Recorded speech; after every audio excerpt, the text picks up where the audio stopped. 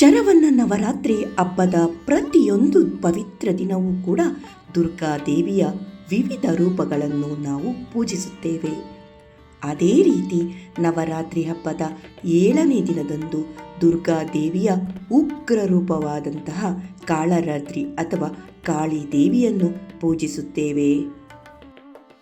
ಈ ಒಂದು ದುರ್ಗಾದೇವಿಯ ಕಾಳರಾತ್ರಿ ರೂಪವು ಮನುಷ್ಯನ ಜೀವನದಿಂದ ಕತ್ತಲೆ ಮತ್ತು ಭಯವನ್ನು ದೂರ ಮಾಡುತ್ತದೆ.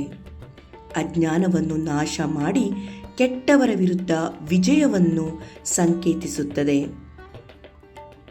ಕಾಳಿದೇವಿ ತನ್ನ ಭಕ್ತರನ್ನು ನಕಾರಾತ್ಮಕ ಶಕ್ತಿಗಳಿಂದ ರಕ್ಷಿಸುತ್ತಾಳೆ ಮತ್ತು ಜೀವನದ ಸವಾಲುಗಳನ್ನು ಎದುರಿಸಲು ಅವರಿಗೆ ಧೈರ್ಯ, ಶಕ್ತಿ, ಅಭಯವನ್ನು ನೀಡುತ್ತಾಳೆ. ನಮಸ್ಕಾರ ಪ್ರಿಯ ಸ್ನೇಹಿತರೆ, ನಾವಿಂದು ದುರ್ಗಾದೇವಿಯ 7ನೇ ಅವತಾರವಾದಂತಹ ಕಾಳಿದೇವಿ ಅಂದರೆ ಕಾಳರಾತ್ರಿಯ ವೈಶಿಷ್ಟ್ಯತೆಯ ಬಗ್ಗೆ ಈ ವಿಡಿಯೋದಲ್ಲಿ ನೋಡೋಣ. ಅವಳ ಪೂಜೆ ಹೇಗೆ ಮಾಡುವುದು, ಹಿನ್ನೆಲೆಯ ಕಥೆ ಏನು, ಅವಳಿಗೆ ಇಷ್ಟವಾದ ಬಣ್ಣ, ಹೂಗಳು, ನೈವೇದ್ಯ ಯಾವುವು, ಹಾಗೆ ಪೂಜಾ ವಿಧಾನ ಹೇಗೆ ಮತ್ತು ಮಂತ್ರಗಳು ಯಾವುವು, ಹಾಗೆ ಇವಳ ಮಹತ್ವವೇನು, ಇವಳ ಆರಾಧನೆಯಿಂದ ಏನೆಲ್ಲ ಫಲ ದೊರಕುತ್ತದೆ ಎಂಬುದರ ಸಂಪೂರ್ಣವಾಗಿ ಈ ವಿಡಿಯೋದಲ್ಲಿ ನಿಮಗೆ ಮಾಹಿತಿಯನ್ನು ತಿಳಿಸಿಕೊಡ್ತಾ ಇದ್ದೀನಿ. ಆದ್ದರಿಂದ ಯಾರೆಲ್ಲ ವಿಡಿಯೋ ನೋಡ್ತಿದ್ದೀರೋ ಪೂರ್ತಿಯಾಗಿ ವಿಡಿಯೋ ನೋಡಿ. ಫಸ್ಟ್ ಟೈಮ್ ನೋಡ್ತಾ ಇದ್ದರೆ ಸಬ್ಸ್ಕ್ರೈಬ್ ಮಾಡ್ಕೊಂಡು ನೋಡಿ. ಹಾಗೆ ವಿಡಿಯೋ ಇಷ್ಟ ಆದರೆ ಲೈಕ್ ಕೊಡೋದಂತೂ ಮರೆಯಲೇಬೇಡಿ.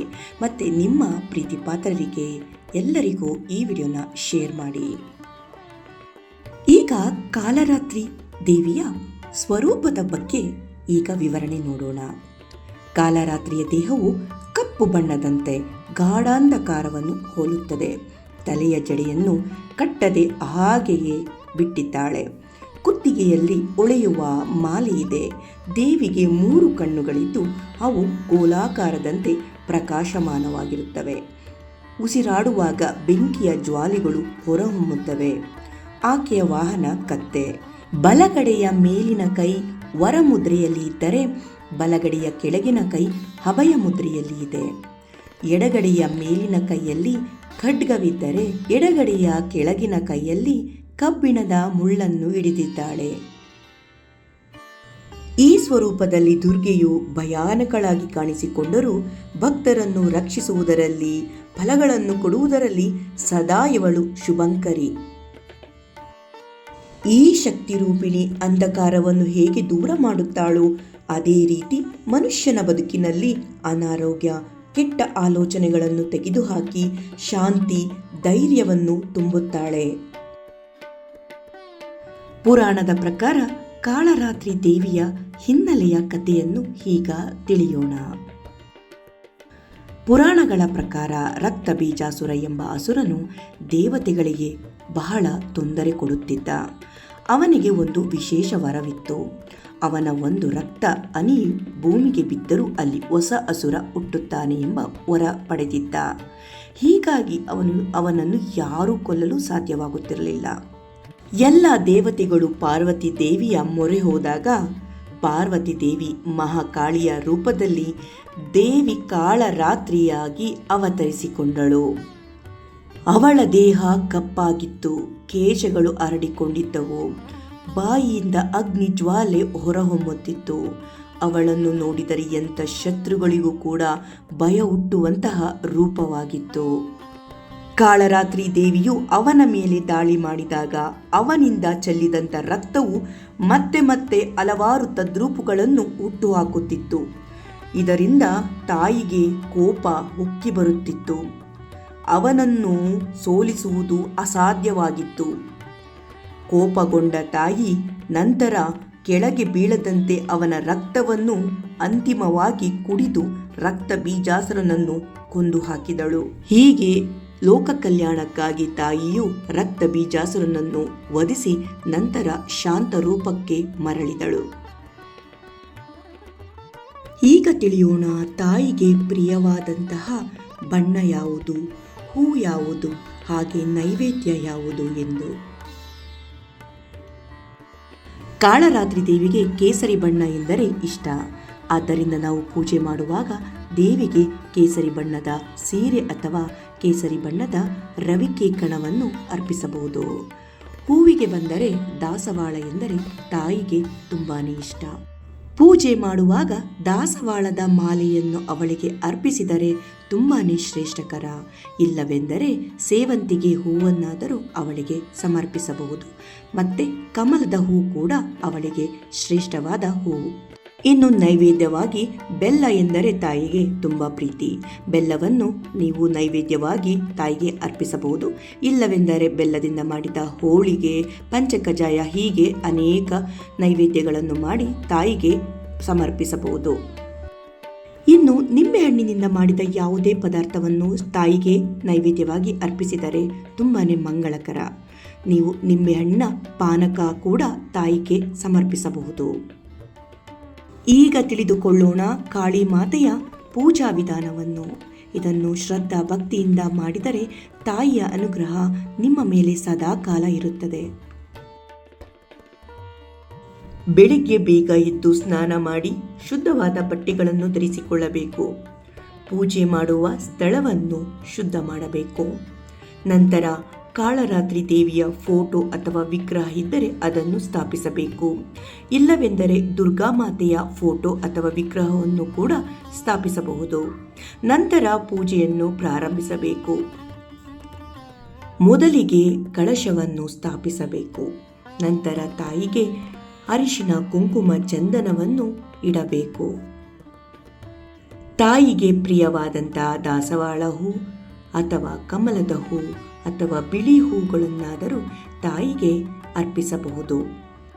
ದೀಪಗಳನ್ನು ಬೆಳಗುತ್ತಾ ಧೂಪವನ್ನು ಹಚ್ಚಿ ತಾಯಿಯ ಮುಂದೆ ಪ್ರಾರ್ಥನೆ ಮಾಡಿಕೊಳ್ಳಿ. ನಂತರ ನೀವು ಮಾಡಿರುವಂತಹ ಸಿಹಿ ಪದಾರ್ಥಗಳು ಅಂದರೆ ಬೆಲ್ಲದಿಂದ ಮಾಡಿದಂತಹ ಹಾಗೆ ನಿಂಬೆಹಣ್ಣಿನಿಂದ ಮಾಡಿದಂತಹ ನೈವೇದ್ಯವನ್ನು ತಾಯಿಗೆ ಸಮರ್ಪಿಸಿ. ನಂತರ ಮಂತ್ರಗಳನ್ನು ಪಠಿಸಬೇಕು. ತಾಯಿಯನ್ನು ಭಕ್ತಿ ಭಾವದಿಂದ ಪ್ರಾರ್ಥಿಸುತ್ತಾ ಆರತಿಯನ್ನು ಮಾಡಬೇಕು. ತಾಯಿಗೆ ಮಂಗಳಾರತಿಯನ್ನು ಮಾಡಿದ ಮೇಲೆ ನಂತರ ಎಲ್ಲರಿಗೂ ಪ್ರಸಾದವನ್ನು ವಿನಿಯೋಗಿಸಿ ತಾವು ಕೂಡ ಪ್ರಸಾದವನ್ನು ಸೇವಿಸಬೇಕು.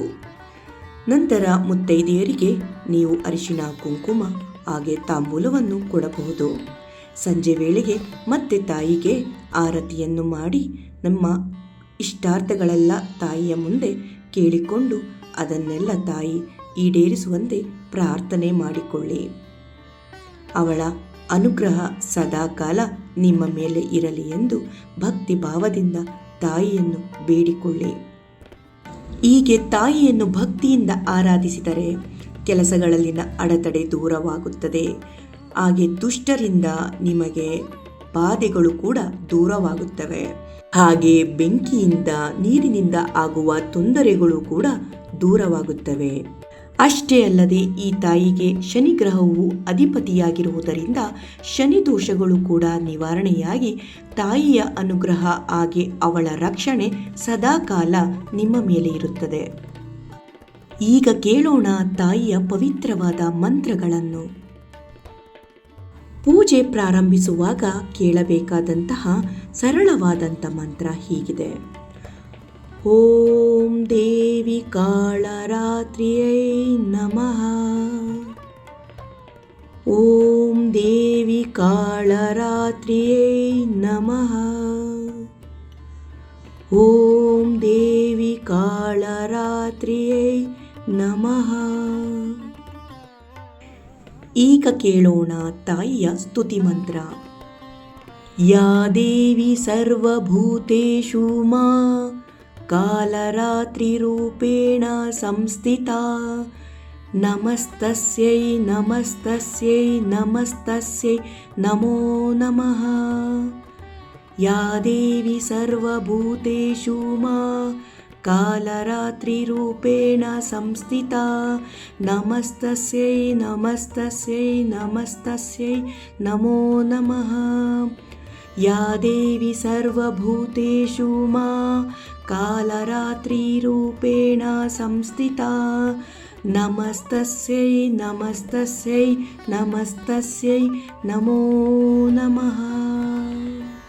ಈಗ ಸಂಕಷ್ಟಗಳನ್ನು ದೂರ ಮಾಡಲು ಒಂದು ವಿಸ್ತಾರವಾದಂತಹ ಕಾಳರಾತ್ರಿಯ ಮಂತ್ರ ಹೀಗಿದೆ.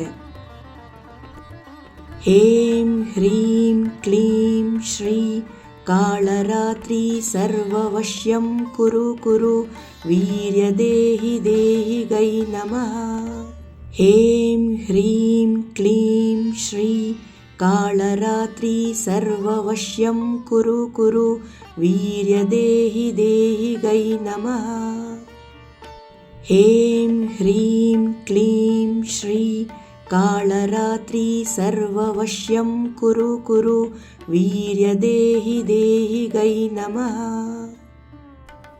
ಈ ಮಂತ್ರಗಳನ್ನು ತಾಯಿಯ ಆರಾಧನೆ ಮಾಡುವಾಗ ಅವಳ ರಕ್ಷಣೆಯನ್ನು ಪಡೆಯಲು, ಎಲ್ಲ ಕಷ್ಟಗಳಿಂದ ಪರಿಹಾರವನ್ನು ಹೊಂದಲು ನಾವು 108 ಬಾರಿ, ಕನಿಷ್ಠ 3-9 ಬಾರಿಯಾದರೂ ಈ ಮಂತ್ರಗಳನ್ನು ಪಠಿಸಿದರೆ ಶ್ರೇಷ್ಠಕರ.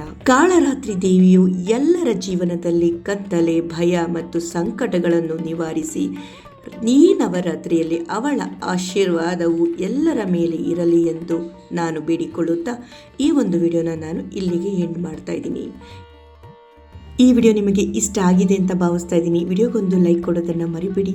ಹಾಗೆ ಎಲ್ಲರಿಗೂ ಶೇರ್ ಮಾಡಿ. ಮತ್ತೊಂದು ವಿಡಿಯೋದಲ್ಲಿ ನಿಮ್ಮನ್ನು ಮತ್ತೆ ಭೇಟಿ ಮಾಡ್ತೀನಿ. ಧನ್ಯವಾದಗಳು.